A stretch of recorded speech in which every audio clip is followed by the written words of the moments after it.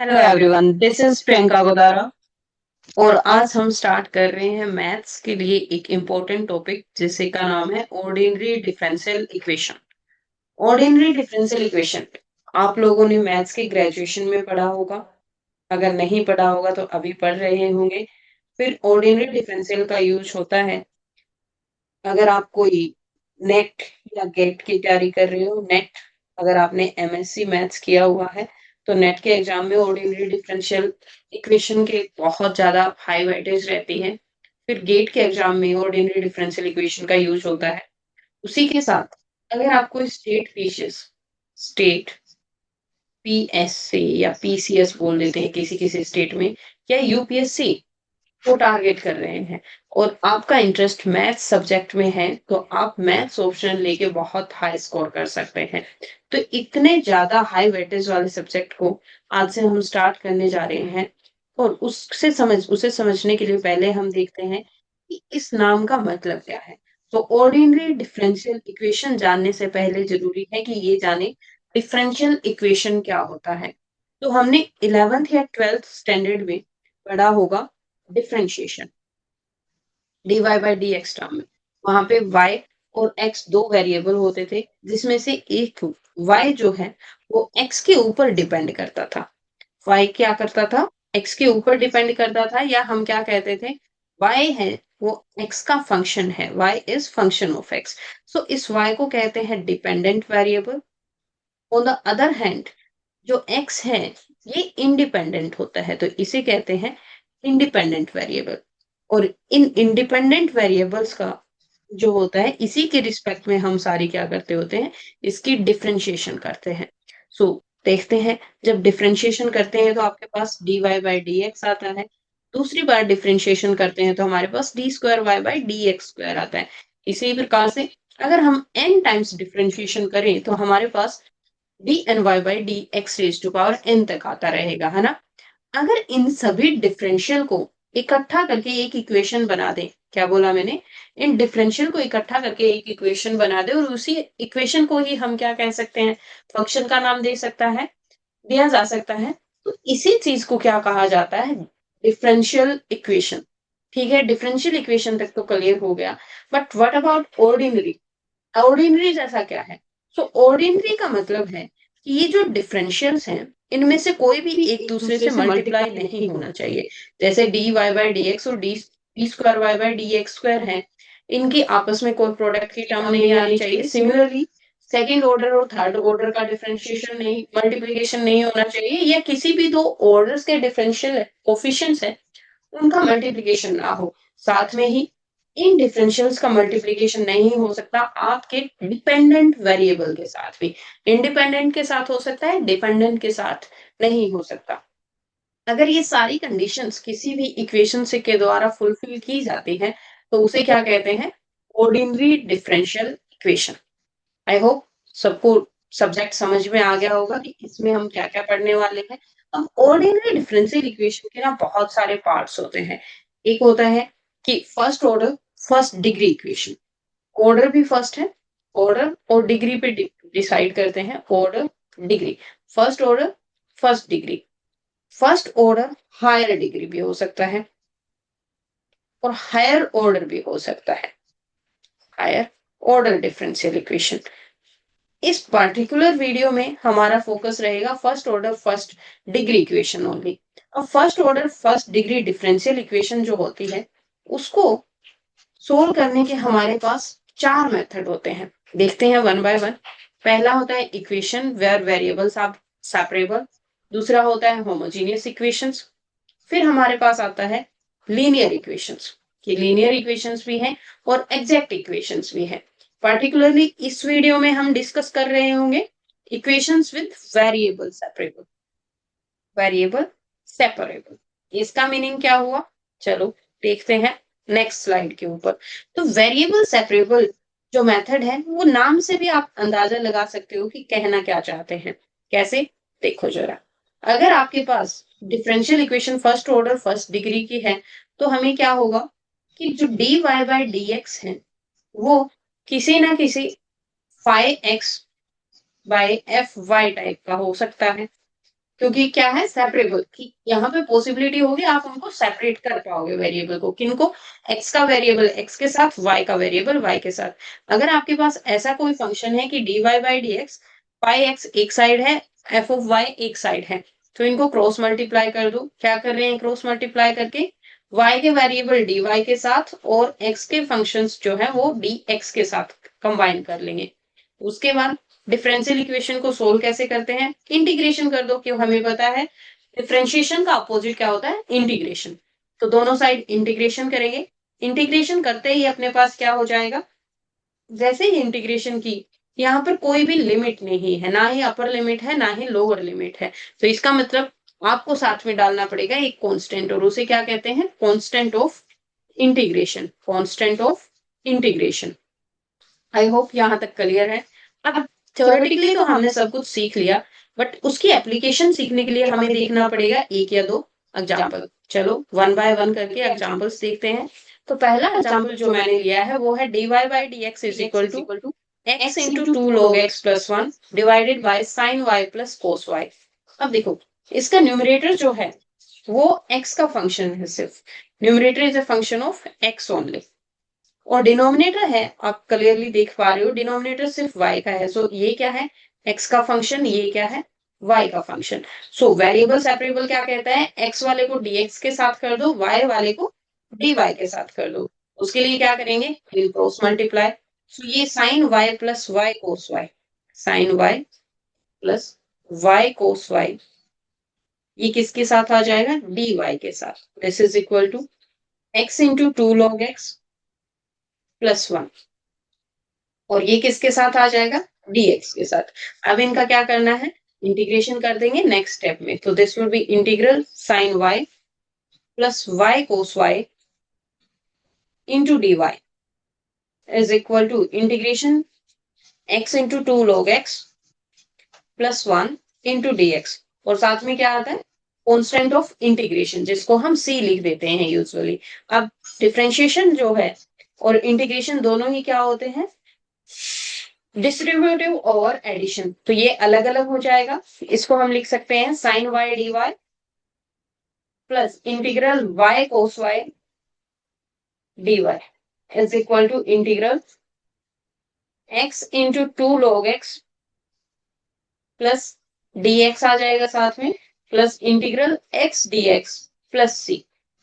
Should I change the pen, colour change कर लेते हैं एक बार, ब्लैक लेके देखो क्या, या ब्लू देखते हैं।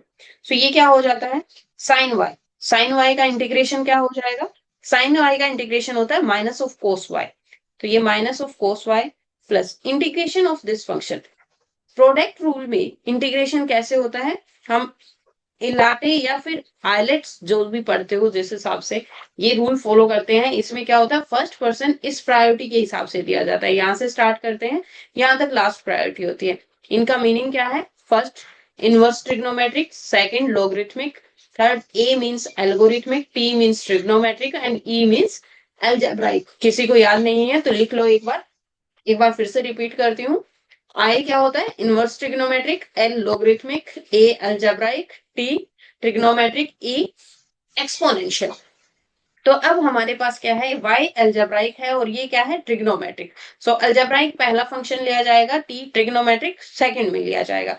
सो इंटीग्रेशन का कॉन्सेप्ट क्या होता है, first function into integration of second, cos y का integration sine y minus whole integral derivative of first y का derivative with respect to y one ही होता है, इंटीग्रेशन ऑफ सेकंड फिर से साइन y dy।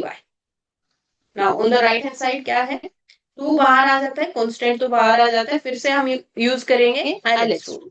तो आइलेट रूल अब क्या कह रहा है, आपके पास अलजेब्राइक फंक्शन है और आपके पास एल्गोरिथमिक है, दिस लॉगरिथमिक है, तो लॉगरिथमिक पहले फिर algebraic. So first function is log x, first function as it is लिख ही लेते हैं साथ में, first function into derivative integration of second, integration of second क्या होगा, x square by two minus whole integral derivative of first log x का derivative one by X का integration X square by two plus ये क्या है, integral x d X, तो इसका derivative क्या होगा, x square by two plus c. अब देखो ये क्या है हमारे पास, minus of cos Y plus y sine y minus sine y का डेरिवेटिव क्या होता है, माइनस ऑफ कोस वाई। तो ऑलरेडी माइनस है, ये क्या हो जाएगा, minus minus plus cos Y.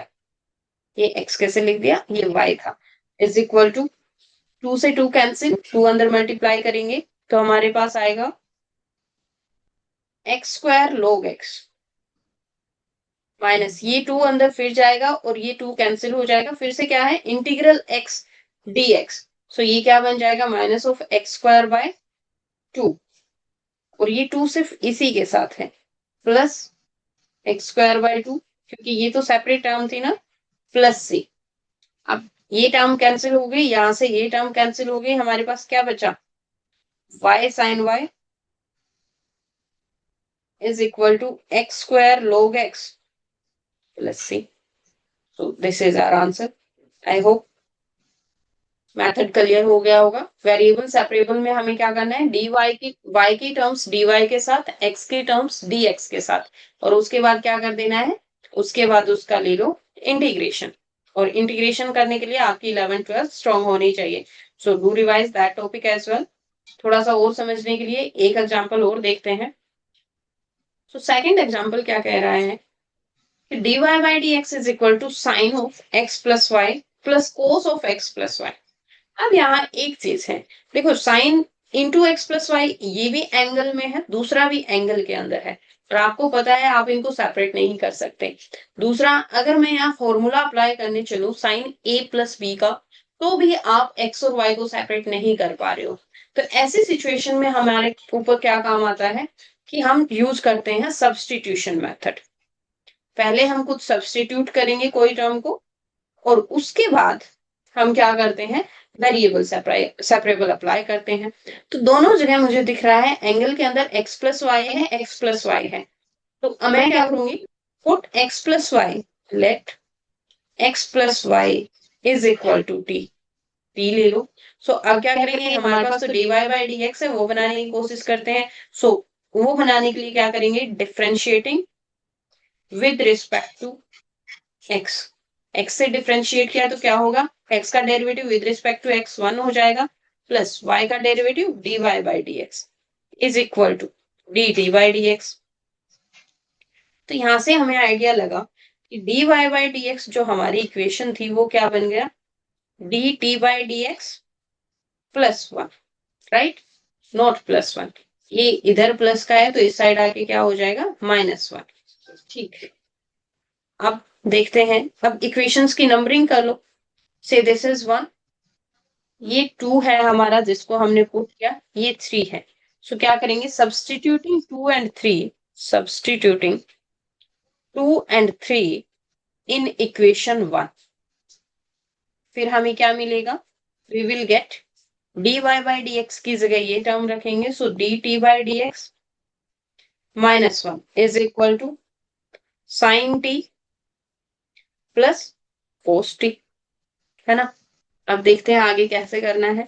So d T by D x को एक साइड रखो, is equal to sine t plus cos t minus one. अब ये सारी टर्म्स टी की है और ये क्या है, एक्स की कोई टर्म है ही नहीं, तो मैं क्या करूंगी, d T by sine t plus cos t minus one is equal to d x. अब नेक्स्ट स्टेप क्या होता है, इंटीग्रेशन करो और साथ में कॉन्स्टेंट ऑफ इंटीग्रेशन ऐड कर दिया। अब इसका इंटीग्रेशन कैसे करेंगे, तो देखो अगर आपको फॉर्मूला याद है तो हमारा क्या होता है, d t over sine t को we can write two times of sine t by two cos t by two plus, अब कोस टी को क्या टी बाई टू की टर्म में क्या लिख सकते हैं, cos square t by two minus sine square t by two. One को क्या लिख सकते हैं, माइनस ऑफ वन होता है sine square t by two plus cos square t by two, minus sine है तो दोनों माइनस हो जाएंगे, तो ये होगा minus of cos square t by two minus of sine square t by two is equal to d x का derivative x only plus c. अब क्या क्या कैंसिल हो रहा है, cos square t by two cancel हो गया, बस इतना ही होता है। हमारे पास चीजें क्या आ गई, d t over two sine t t by two cos t by two minus एक sine square t by two यहाँ है, एक यहाँ है, तो ये हो जाएगा minus two sine square t by two is equal to x plus c. अब जब ऐसी चीजें होती हैं तो यहाँ से हमारे पास sine t by two common आ रहा है। Sine t by two common लेने के बाद आप क्या कर सकते हो, फिर से ये बन जाएगा cos t by two minus sine t by two, और साइन टी बाई टू पर कोसिकेंट टी बाई टू बन जाएगा। उससे कुछ काम हो रहा है? अगर वो नहीं हो रहा तो इसको टेंजेंट की टर्म में बना लो। टेंजेंट की टर्म या कोसिकेंट की टर्म में बनाने के लिए क्या करते हैं, सो टू कॉमन ले लो और sign square t by to से डिवाइड कर दो थ्रू आउट। थोड़ा मुझे स्पेस चाहिए होगा तो मैं इधर वाला रिमूव कर लूंगी। सो मैं क्या कर रही हूँ, dividing numerator and denominator by sine square t by to. So divide करोगे ऊपर क्या हो जाएगा, cosecant square t by to D T divided by, नीचे क्या बनेगा, साइन स्क्वायर से डिवाइड कर रहे हो, टू बाहर ले लो, वन बाई टू, तो यहाँ cot t by two by sine t by two बचेगा, और वो क्या होता है, cos t by cot t by two sorry cot t by two minus one is equal to x plus c. अब क्या करना है, अब तो इजी हो गया, सब्सटीट्यूशन से समझ आ गया होगा। मैं इसको रिमूव कर देती हूँ यहाँ से, सो दैट मेरे पास स्पेस क्रिएट हो पाए। तब तक आप देखो कि आगे क्या करेंगे। पुट करो cos t by two minus one, इसको equal to v, substituting again putting cos t by two, not cos, cot है, ये गलतियां नहीं करनी है, cot t by two minus one is equal to v, कुछ और वेरिएबल मतलब। अब क्या होगा, अगर मैं इसका डेरिवेटिव करूं विद रिस्पेक्ट टू टी, तो ये क्या आता है, cosecant minus of cosecant square t by two, और टी बाई टू का डेरिवेटिव क्या होगा साथ में, one by two is equal to d v by d v, और ये डी टी है।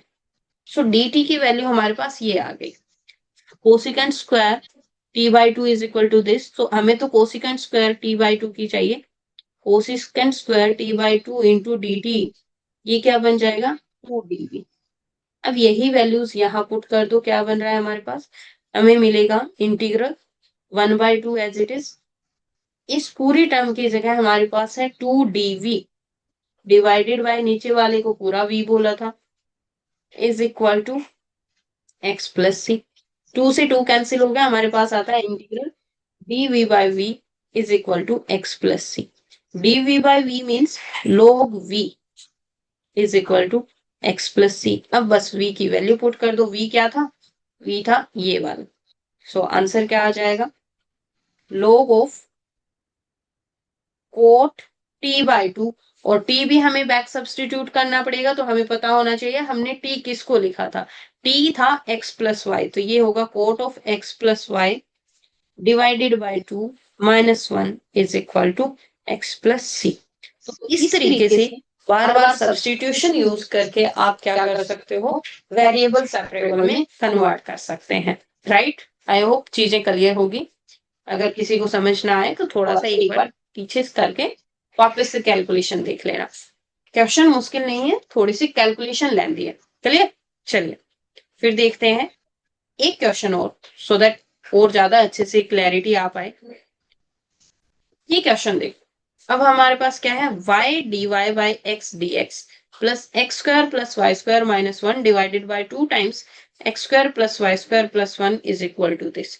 यहाँ भी जब मैं वेरिएबल सेपरेबल की बात कर रही हूँ तो ये y बाई एक्स ये तो ठीक है, बट इनका क्या करें, we can not separate them, तो पीछे की तरह ही हमें क्या करना पड़ेगा, we will use again substitution. यहाँ दो टर्म सेम दिख रही है, x square plus y square, तो जो सेम टर्म्स है उनको सब्सटीट्यूट करो, let x square plus y square is equal to T.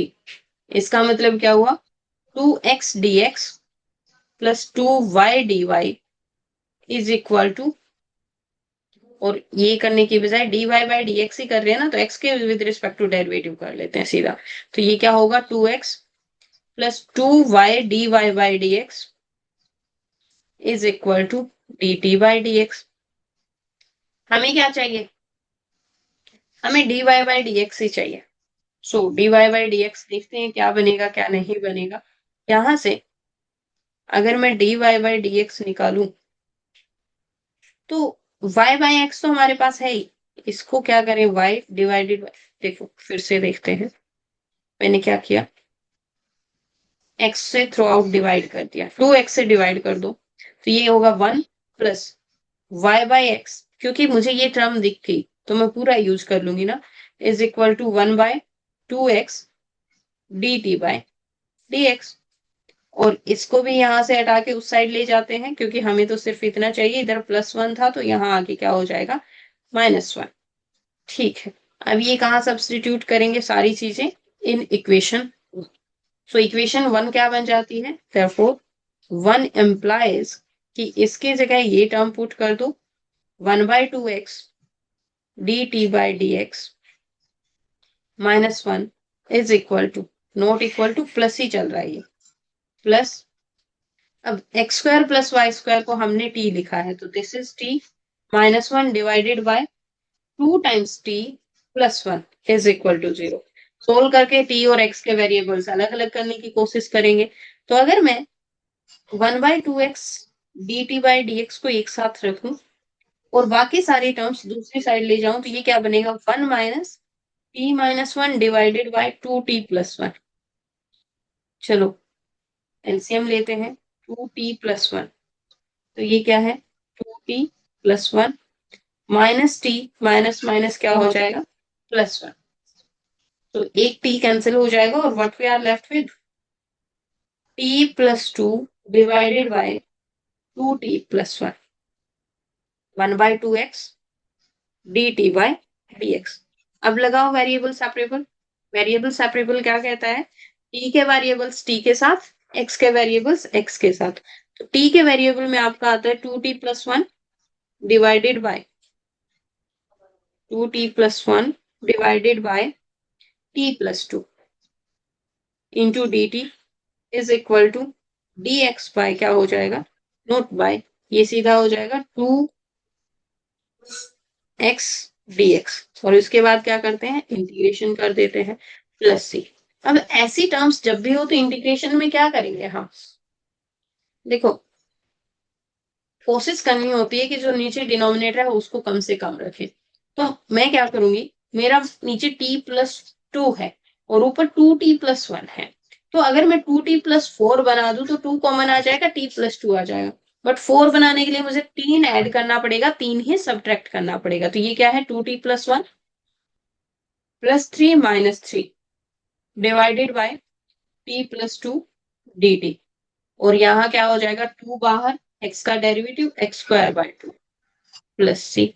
अब इधर देखते हैं क्या बन जाता है, मैं 2t+4 को एक साथ लिखूंगी -3 डिवाइडेड बाय t+2 करूंगी dt और ये क्या बन रहा है x² + c। अब फिर से आई डू वन थिंग कि 2 कॉमन ले लूंगी पहले वाली टर्म से और अंदर क्या बच गया, इतना आप समझ ही जाओगे, थोड़ा डायरेक्ट कर लेते हैं, ये अलग अलग हम डिवाइड करते हैं तो ये 2 बनेगा और ये क्या बनेगा 2dt -3t+2 dt is equal to x² + c। अब इंटीग्रेशन बहुत सिंपल है, 2 इंटू डी टी इंटीग्रेशन क्या हो जाएगा 2t ओनली -3 1 बाय t+2 का डेरिवेटिव क्या होगा log of t+2 is equal to x² + c। पूरा इंटीग्रेशन सोल्व होगा। अब क्या कर देंगे t की वैल्यू बैक सब्सटीट्यूट, t हमारा क्या था x² + y²/2, तो this is 2 into x² + y²/2 note to y² -3 times log of x² + y² + 2 is equal to x² + c। So that's it। I hope कि आपको वेरिएबल सेपरेबल मेथड अच्छे से clear हो गया होगा और इसी टाइप से बाकी वीडियोस देखने के लिए क्या करना है, कंटिन्यू रहिए और नेक्स्ट वीडियो में हम स्टार्ट करेंगे होमोजीनियस इक्वेशन। तो थैंक यू एंड इस टॉपिक पे बहुत सी आपको प्रैक्टिस करके आनी है। Okay, then see you in the next video. Stay tuned.